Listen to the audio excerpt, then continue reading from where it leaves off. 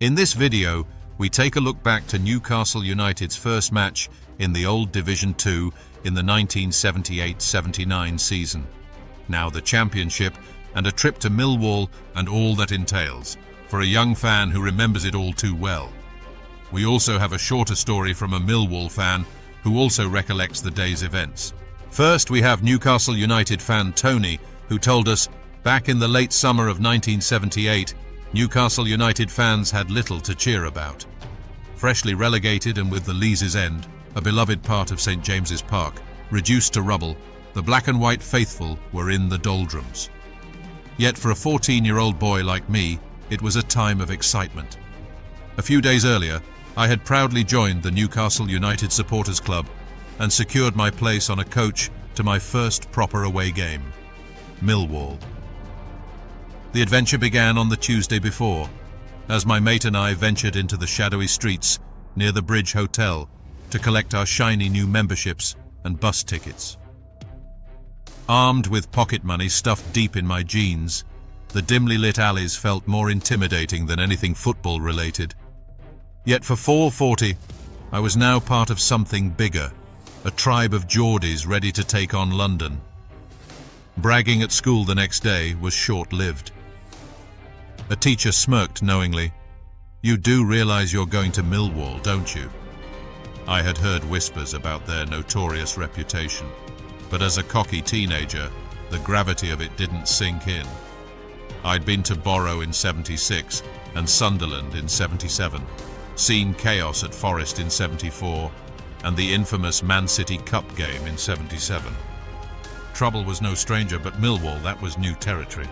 The journey south, Saturday morning, began with a pre-dawn lift into town, carrier bags of sandwiches and pop in hand. Morden Street, the coach departure point, was buzzing with fans. 5 buses had been fully booked, and soon we were on the road, spirits high as we chatted and laughed through the long but uneventful journey. Arriving in London's outskirts around midday, the mood shifted slightly. Our coach steward, a gruff man who took no nonsense, warned us about the difficulties of navigating the capital. Names like Harry the Dog were tossed around, my first introduction to Millwall's infamous leader. But to me, it was all just noise. The old den beckons. As we neared the old den, the buses stopped in a desolate area, and we waited and waited. Minutes turned to what felt like hours as police decided how to manage our arrival. Eventually, we were told we'd walk to the ground, and without any proper escort, the pack of Geordies scattered. Some headed straight for the pubs, others like us stuck to the crowd. The walk was oddly uneventful. Where were the fearsome Millwall hordes I'd been warned about? Inside the ground, Newcastle fans were out in force, with many arriving late after clashes elsewhere. The game itself, a disappointment. A Dave Barton header gave us a brief lead, but Millwall turned it around to win 2-1. The chaos begins. The real drama came after the final whistle. Held back in the ground for what felt like forever, we were eventually funneled out into the streets, where the Millwall reputation came to life. Bottles, bricks and coins rained down from the shadows as police struggled to keep order. Some Newcastle fans weren't having it, charging at the Millwall lot in bursts of fearless bravado. Caught up in the chaos, I felt invincible until a stray coin struck just above my eye. Blood trickled down, and reality hit. This was no game. I could have lost an eye. It didn't stop me from holding onto the battle scar for school on Monday, though. I heard the boys on the train fared much worse, with Millwall attacking them en route to the trains through some estate, and even on the tube platform itself, the long road home. Once back on the bus, the police wasted no time getting us out of the area. As we rolled out of London, windows intact, I reflected on the day. The wound, though minor, was a badge of honor, fueling exaggerated tales of bravery and chaos in the schoolyard. Later trips to the old den. I returned to Millwall's old den a couple more times over the years. The promotion season in 1993 brought 4,000 Geordies and a palpable hostility in the air.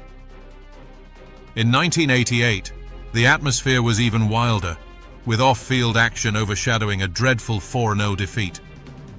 I went by train this time, and the events were interesting to say the least. Maybe my 78 excursion was muted because I had gone by coach. I know the train boys had a rough time in 78, but anyway, 88 was the day. Colin Moynihan's porter cabin famously went up in flames, courtesy of some overzealous Newcastle fans.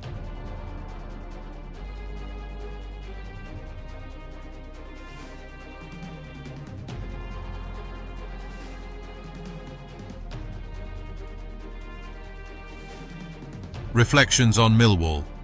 Today, I often work in London and count a few Millwall supporters among my friends. They still take pride in their reputation, though I enjoy reminding them of our spirited visits to the old den. For all their bluster, they rarely travel far from South London, a stark contrast to the travelling Toon army.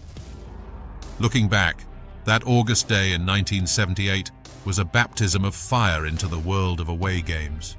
It wasn't just about the football, it was about camaraderie, chaos, and stories that would last a lifetime. Millwall fan Terry told us.